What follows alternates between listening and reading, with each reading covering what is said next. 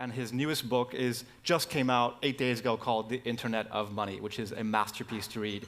Please help me welcome Andreas Antonopoulos.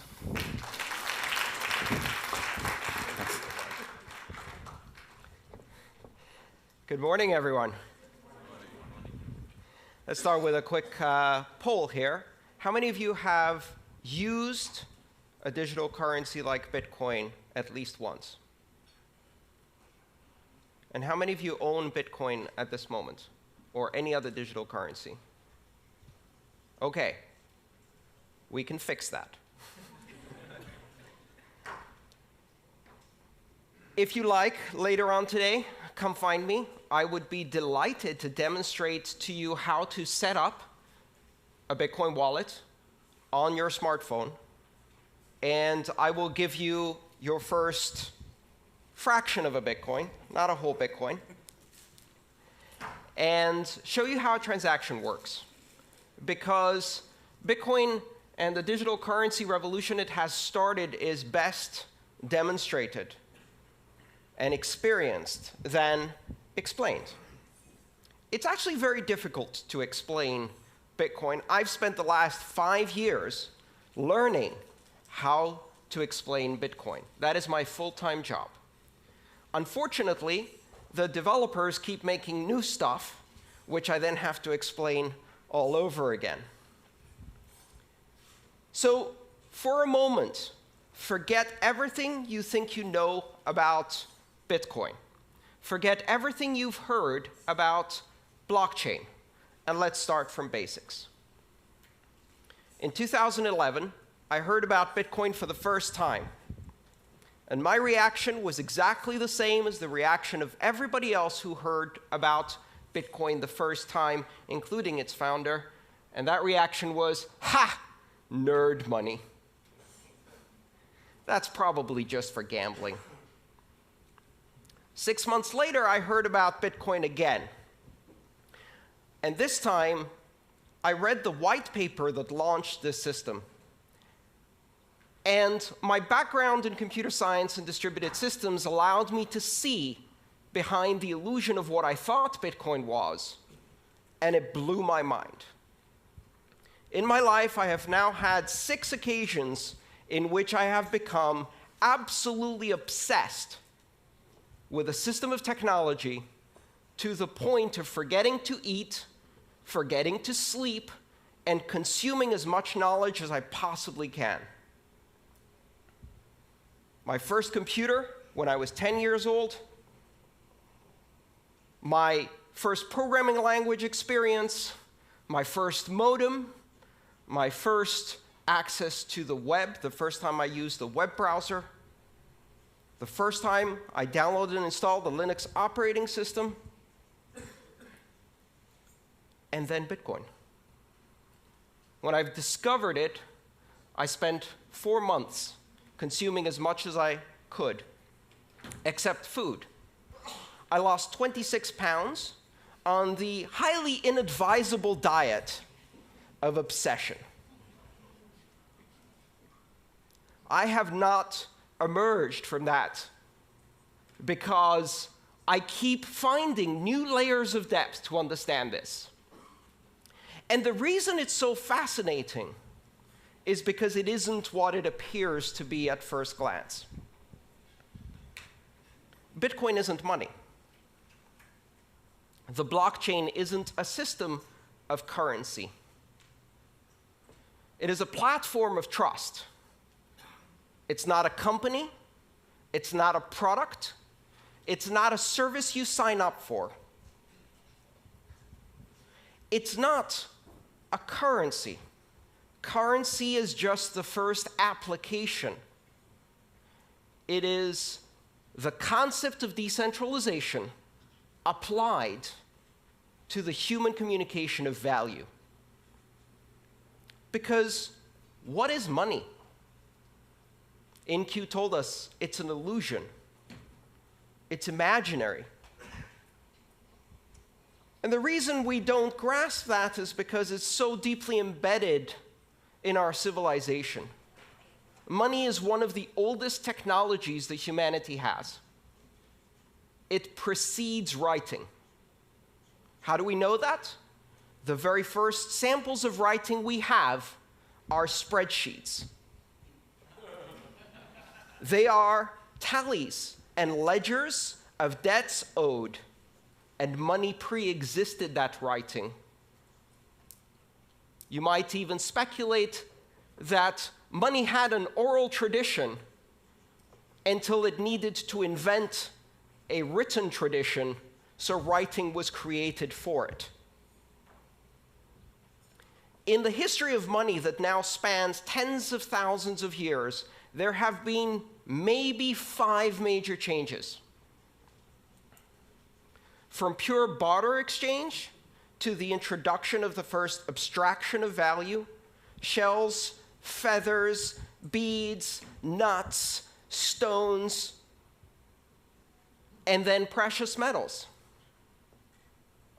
and then paper money, and then plastic money, and now network money. Bitcoin introduces a platform on which you can run currency as an application on a network without any central points of control, a system completely decentralized like the internet itself. It is not money for the internet, but the internet of money. And what is money? Money is a language. Money is a linguistic abstraction. Money is a language that we use to communicate value to each other.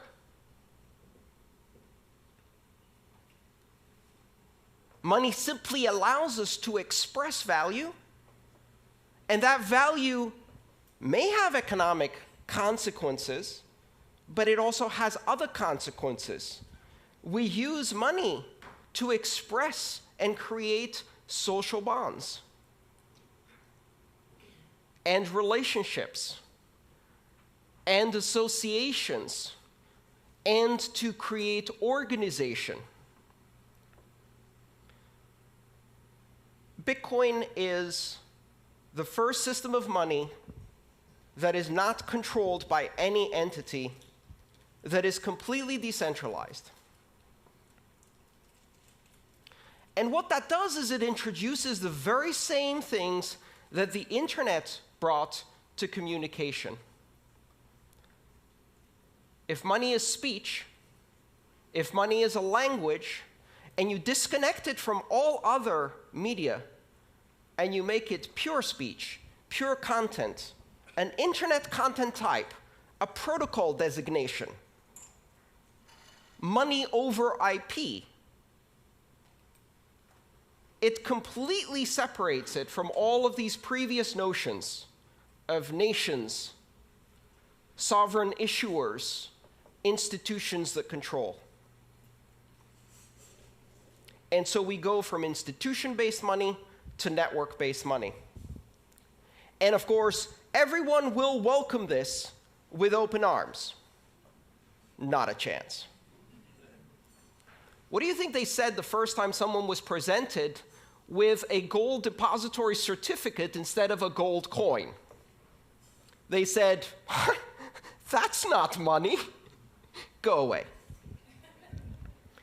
What do you think happened in 1950 the first time someone showed up at a motel and presented their Diners Club membership card and said, "I'll pay with this piece of paper"? That's not money. Go away. And now we're on the verge of a new transformation of money. We're on the verge of creating the first completely global, completely borderless, completely decentralized, and completely open form of money. One where you can build applications because this money is programmable. And you don't need to ask anyone's permission to launch an application any more than you need to ask permission to launch an application on the internet. And the only requirement to have a successful application on the internet of money is 2 interested participants. That is your market segment, and you have an application. and 1 million applications will flourish. When you push innovation to the edges of the network, when you remove the requirement for permission, what happens? Exponential explosion in innovation. The applications that could not be built on the old systems of money because they required permission, because they required a significantly large market segment, because they required adoption by many in order to be available at all. Now, none of those requirements exist. Anyone in the world can download an application or use even a feature phone with text messaging and immediately acquire the same powers that institutions of banking have today.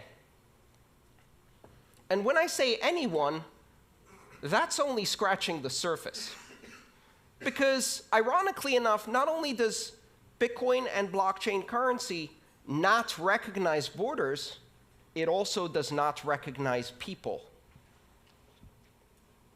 It doesn't matter if you're a person or a refrigerator or a self-driving car. Throughout the history of money, ownership of currency required personhood, either as an individual or as an association of individuals in a corporation. Bitcoin can be owned by machines. Bitcoin can be owned by software agents. Machines can pay each other. And that is not just about economic activity. It's the basis for market-based security systems. It's the basis for creating bonds of authentication between devices. It's the basis of new applications that have never been done before. Bitcoin and blockchain technology unifies the systems of money. Today, we have systems of money for small payments, systems of money for large payments. We have systems of money for payments between individuals. We have systems of money for payments between companies. We have systems of money for payments between governments. Does that remind you of something? That's how communication used to be before the internet. We had systems of communication for pictures, systems of communication for letters, systems of communication for short distance and long distance, and the internet came and unified all of those. What the Internet of Money does is it creates a single network which can do a microtransaction to a gigatransaction in seconds, anywhere in the world, for any participant without permission. But if you just look at the application of money, you're missing the point.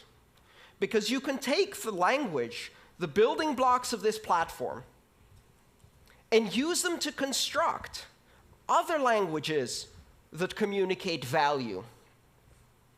Tokens, reward points, brand loyalty coins. Today, there are over 1,000 digital currencies using the design pattern, the recipe of Bitcoin. Most of them are junk. Some of them are not. And over the next decade, we are going to see tens of thousands and then hundreds of thousands of coins. Some will have economic use. Some will simply be expressions of loyalty, affiliation. They will represent items in the physical world, the title for a house, the controlling key for a car that can be transferred from one owner to another, and 5 seconds later, that owner can step into the car and drive away because the car can validate the new standard of ownership. We cannot yet imagine what applications we're going to build around this. But one of the interesting things we're beginning to observe is that money arises out of the social construct of Homo sapiens spontaneously. It even arises in primates. You can teach monkeys money. You can teach dolphins money. You can teach greys, parrots, money. And they will learn how to exchange abstract tokens for food and then use them to build social relationships. They'll also invent strong-arm robbery. Beat up the other monkey, take away its pebbles, eat the bananas. And we see that same thing happen in children. Toddlers invent money in kindergarten. Blocks and rubber bands and Pokemon cards and other little tokens, abstractions of value that they exchange to strengthen social bonds, to express loyalty and friendship, to learn about sharing. Children will be building currencies. Only this time, these currencies will be global, unforgeable, and scalable on day one. A few years from now, Maria will be launching Maria Coin in her kindergarten to compete against Joey Coin. And it won't really matter to anyone. Until, of course, Justin Bieber launches Justin Bieber Coin, and it happens to surpass the market capitalization of 30 nations on this planet. And we are all writing horrified opinion editorials about how the world is going to hell.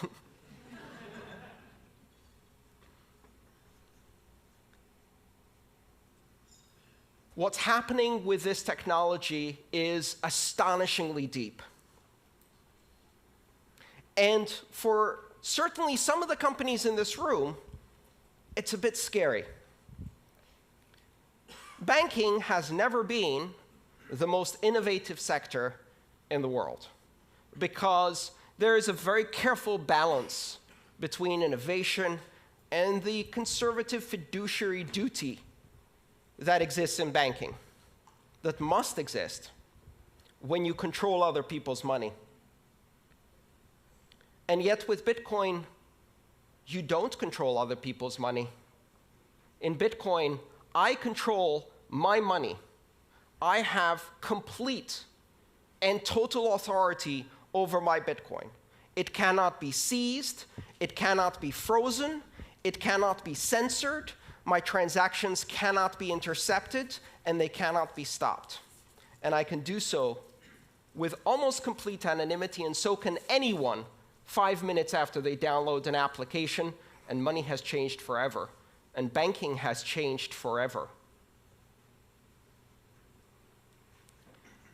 The idea that you can proceed in the industry of money, in the industries of commerce, and maintain the same conservative attitude that has existed now for centuries, ever since merchants in Venice and Amsterdam started issuing depository certificates and providing banking services. That is gone. That is gone. You cannot operate closed systems that have borders and require permission to join at a rate of innovation that is controlled by the most conservative tendencies within your organization, because now you are competing with a technology that enables exponential growth, exponential innovation at the edges without permission by anyone in the world. And it's not about anyone in this room. Why? We represent the privileged elite. I can go onto a brokerage account, open it up online, and be trading on the Tokyo stock market within 12 hours in yen. That is the privilege that I have. 1.5 billion people have that privilege.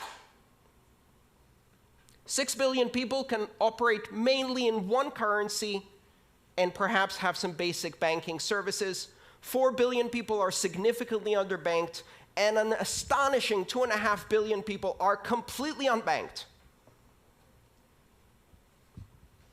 They will leapfrog. They will never have a relationship with a bank. Every single child born today will never have a bank account. They will have a bank app. A bank app that doesn't give them an account, a bank app that makes them a banker, an international banker in an app. They will not be permitted to open a bank account until they're 16 years old. By that time, I hope they will have at least 6 or more years of experience with digital currencies. And I would like to watch them walk into a bank branch to have someone explain to them what 3 to 5 business days means. It is highly likely that children born today will never get a driving license because they'll have self-driving cars, but they will also never use paper money. Because by the time they get to an age where they really start using money, there is no paper money. It will seem as anachronistic as a fax machine or horse and buggy seems to us. Exponential innovation on a global basis, giving access to the other 6 billion. They have enormous need, and this system offers them a solution. It's not ready yet. It's nascent. It's complex. It's impossible to use for most people. In 1989, I sent my first email. In order to do so, I had to compile a version of the Unix mail program using a C compiler and Unix command line skills. I had to set it up on the command line, type out my email, and that email was transmitted across the great internet in an astonishing 3 days. Exactly 20 years later, my mother replicated that experience with a swipe. Bitcoin today and all of the currencies that are built on that recipe are just at the same level that the internet was in 1991. Only now we have the internet. And so the rate of exponential growth has already started. The innovation is growing at an astonishing rate. I spend every single day full-time trying to keep up with Bitcoin. Just one currency, and it's almost impossible. Do not underestimate this. Do not listen to the people who tell you that Bitcoin is just for pornographers, terrorists, drug dealers, and gamblers. Remember that they said the exact same thing about the internet. And when you give it to 2 or 3 billion people, they're not interested in those things. They're interested in sharing cat videos. And now we have an internet of 1 billion cat videos. When you take digital currency mainstream and give it to the 4 billion people who have been isolated from international finance and commerce, and you give them the opportunity to control their money against despotic governments and corrupt banks that are stealing from them, you give them the opportunity to control their future. You give them the opportunity to transact with everyone in the world, to own title on their own property in a fully transferable digital token that is recognized everywhere. Control over finance that cannot be seized, frozen, or censored. They will buy food, healthcare, sanitation, education, shelter, because that's what we do. And they will not be denied this technology. Do not underestimate where this is going. The Internet of Money was launched on January 3rd, 2009. It's coming. It's coming faster than you can imagine. It's deeper than you can fathom. It's more sophisticated than you can immediately understand. It takes years of study just to see all of the implications. And it is a gift to the entire world, a technology that represents the 6th greatest innovation in the technology of money, the most ancient technology of our civilization. Thank you.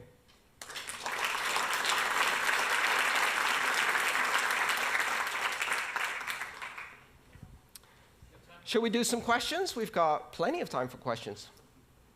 Christian.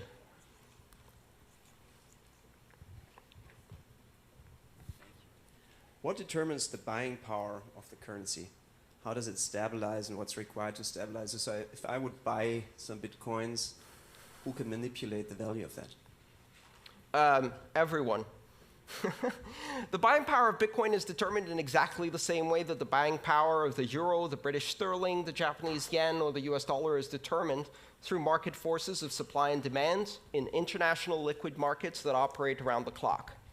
One of the fundamental differences is that Bitcoin trading never ceases. Has been going continuously for 7 years. The network never stops. Every 10 minutes, Bitcoin's heart beats, and transactions are processed.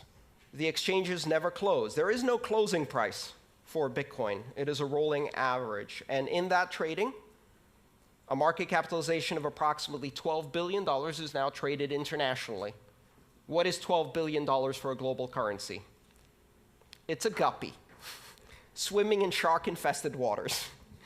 And every trader, every whale goes in there and just kicks that price around.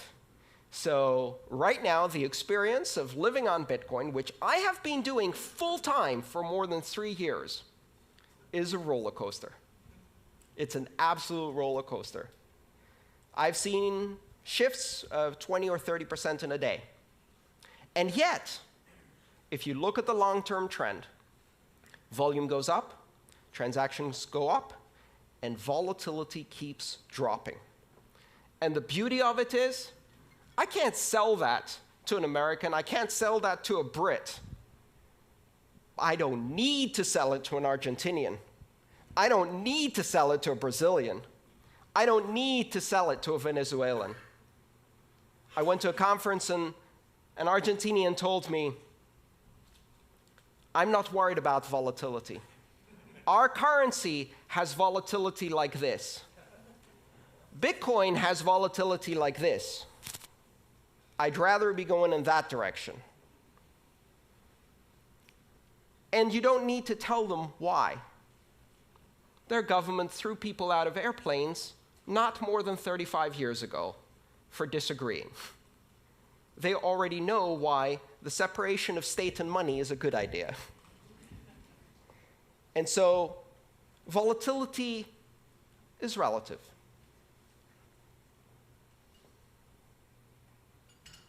Any other questions? Come on. Yeah. Let's get a microphone to you. 1 second. Yeah, OK, so only one short. Sorry. Where are we? There you are. Sorry. Thanks. Great speech. Obviously, it sounded a little bit like one side of the coin. So we also read all these, big hacks, and I don't know, on Bitfinex, I think they stole 40% of the money. I think also this autonomous organization have been hacked, and all these things. Can you just reflect a little bit on the dark side of those aspects that might not win our full trust into this evolution? Absolutely. The steering wheel was not invented until 30 years after the automobile was introduced. Why?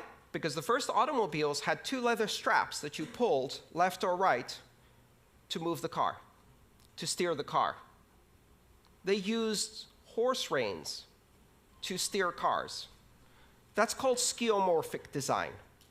It means keeping a shadow of the former past in your new system, failing to see the new dimension, and replicating the past. Here's a currency that is not centralized, where your money is your money. Your keys, your money. Not your keys, not your money. So what is the first thing we do with this new system? We build centralized institutions of custodial control that take other people's money and hold it for them. Well, guess what? The entire history of banking, the entire system of regulation and oversight is based on the simple, centuries-old understanding that when somebody else holds your money, chances are they're going to run away with it. And the entire system of regulation is designed to prevent that, and yet it still happens all the time. in hedge funds, in banks, in national currencies all the time. And so, of course, if you replicate custodial accounts, exchanges that take other people's Bitcoin and concentrate it, it happens again. Even worse, because there are no oversight and regulations in most of these spaces. The answer is really simple.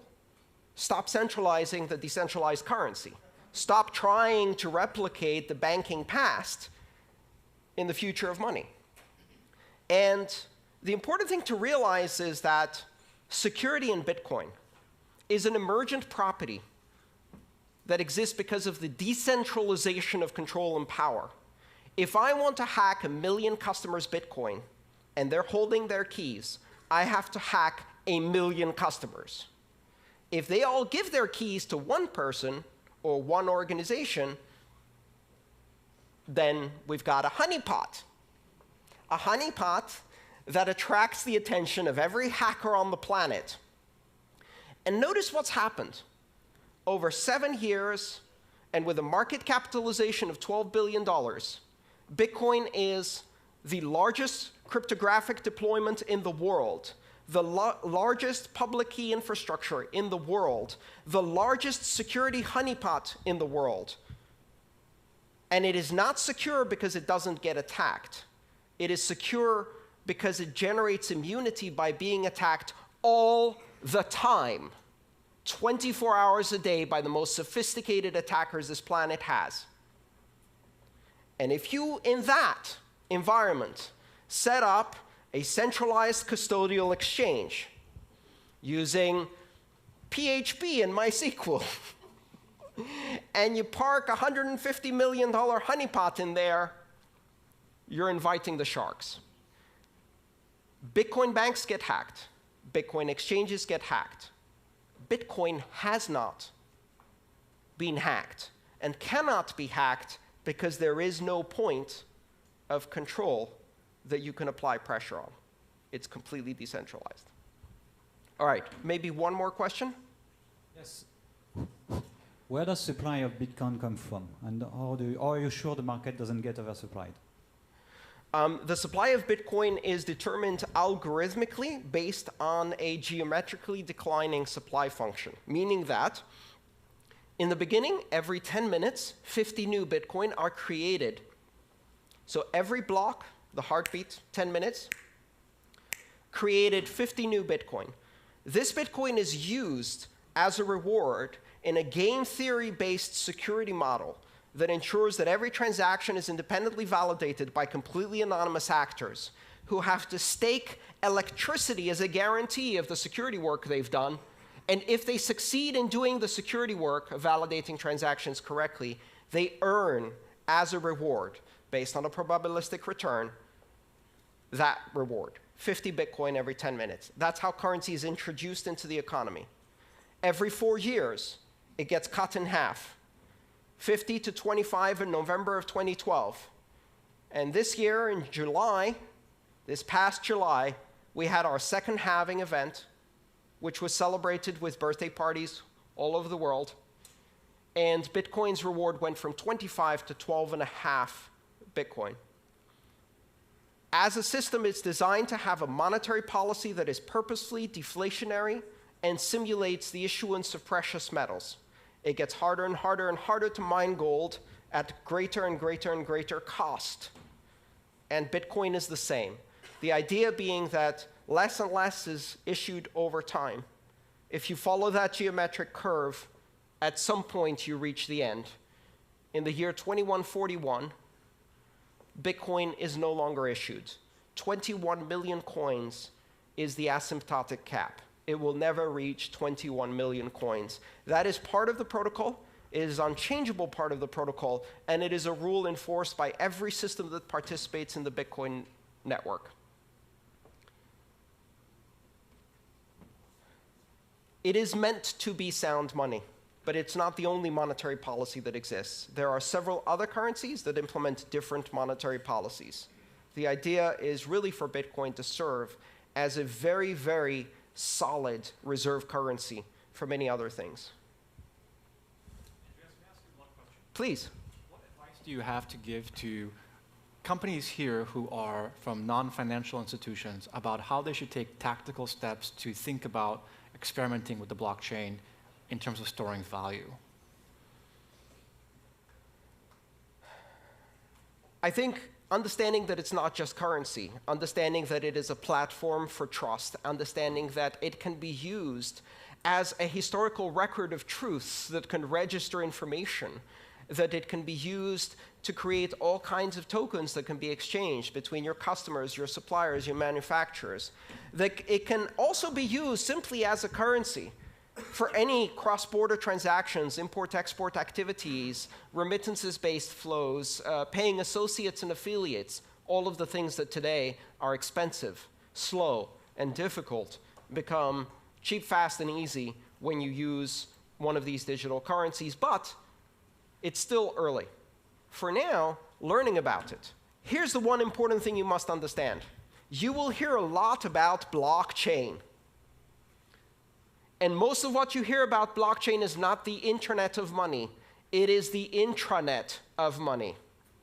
The intranet is where you run front page and Outlook and antiquated software in a closed little enclave of your corporate backwaters with stale content and boring apps. And in the end, it's full of viruses anyway because you can't keep it secure. Blockchain that is not open, that is not public, that is not borderless, that is not open for innovation is not what we're talking about here. And that's a really important distinction. It may be useful if you want to run a clearinghouse between 3 banks, maybe. But it's not the internet of money. Thank you so much, Andreas. Thank you. By the way,